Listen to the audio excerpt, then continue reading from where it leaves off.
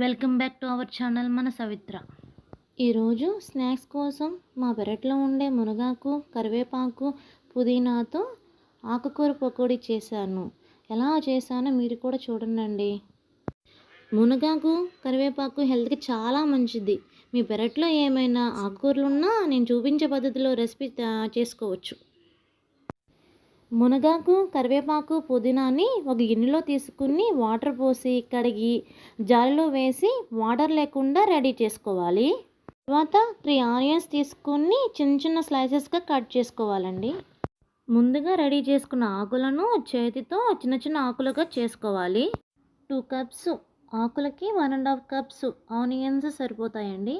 పచ్చిమిర్చిని తీసుకుని సన్నగా కట్ చేసి ఆనియన్స్ మిక్స్ చేయాలండి. సన్నగా కట్ చేసిన పచ్చిమిరపకాయలను కూడా దానిలో వేయాలండి.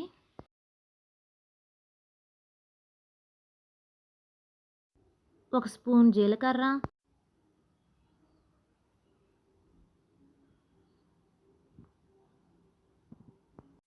2 కప్స్ ఆకుకూరలకి 1 కప్ శనగపిండి అయితే సరిపోతుందండి.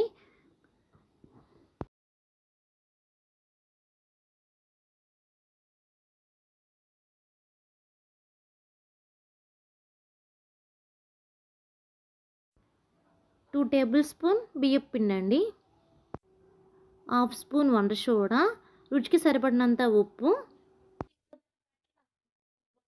స్పూన్ కారం.